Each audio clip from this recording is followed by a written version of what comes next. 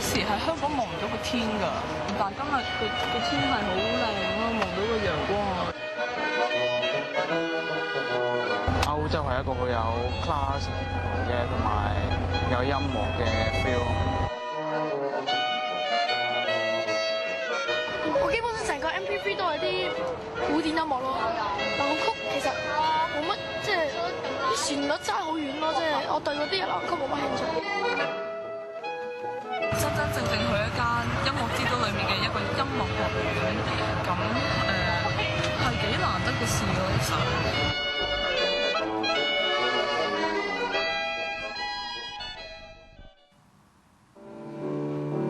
呢度係奧地利維也納近郊嘅一個小鎮，一個嚟自香港嘅青少年管弦樂團會喺度展開13日嘅音樂旅程。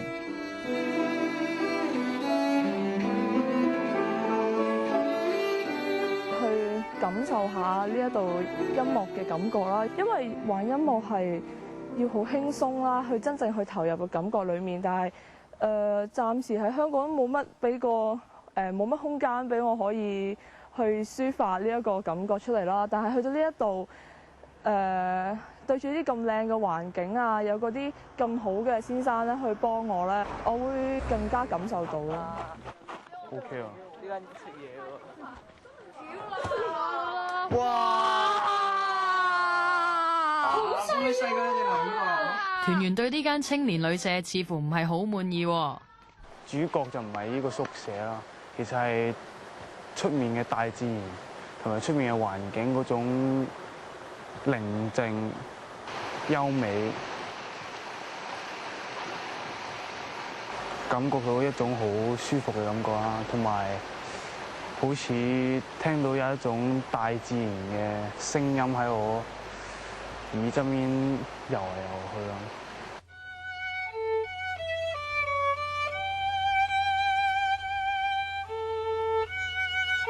呢度好靚啊！哇，啲山咧好有層次感，個天咧一嚟到咧就好陽光咁樣咧，個感覺係好舒服啊，好似去咗個童話世界裡面咁樣咯。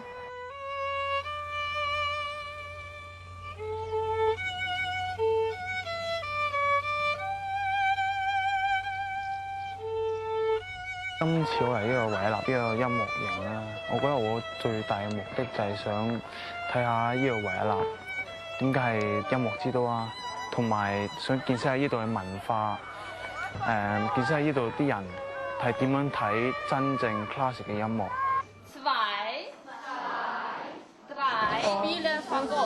Each Billa forgot 係I play bassoon 咁嘅意思。要了解維也納嘅文化，首先就要學習佢哋嘅語言。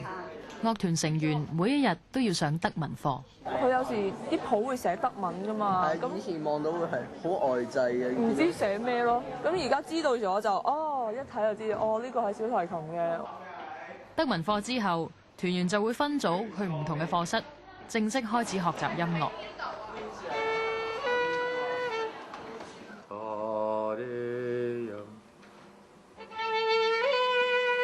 Yes。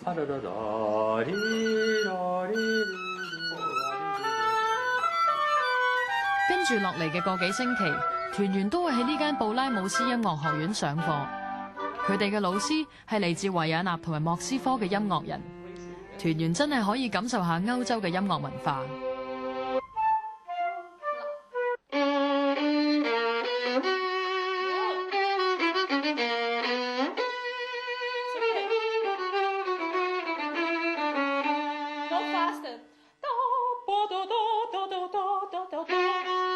黃俊康上嘅呢堂係 Master Class 大師班，團員可以喺大師面前獨奏一曲，大師就會作出指導。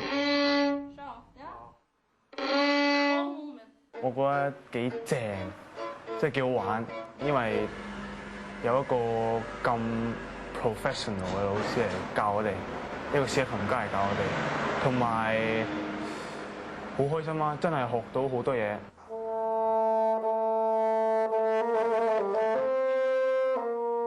呢位嚟自維也納嘅音樂教授，可以話係 Alice 嘅私人導師，因為樂團裡面只有佢係吹奏巴松管嘅。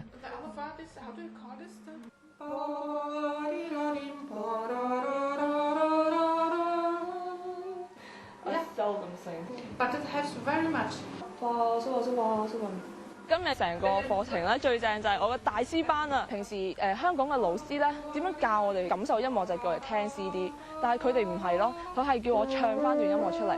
佢唔係教一啲技巧上面嘅嘢，可能因為好簡單嘅音樂，如果我就咁冇感覺冇感情地吹出嚟都係冇用嘅。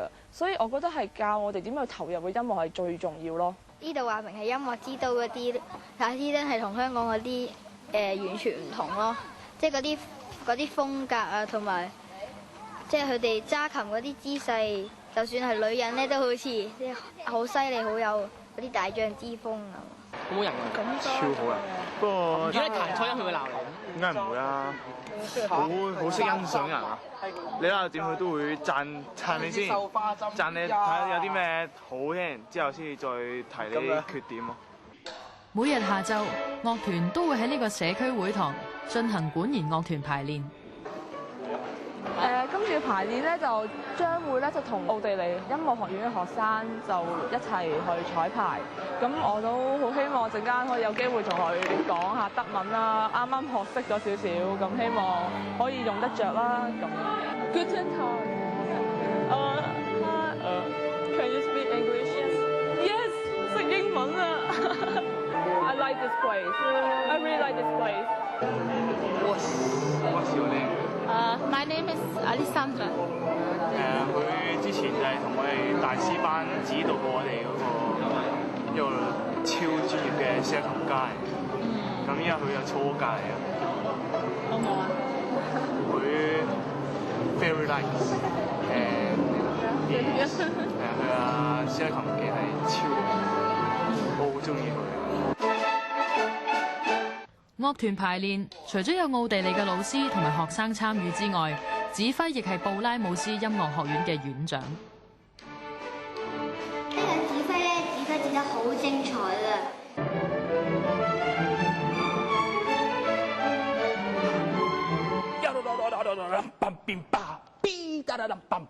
我啲老師覺得係比香港嗰啲音樂好多嘅。Look at me。奧地利嘅指揮同香港最唔同就係佢哋多啲身體語言咯，即係誇張啲啦。有時佢哋做啲嘢都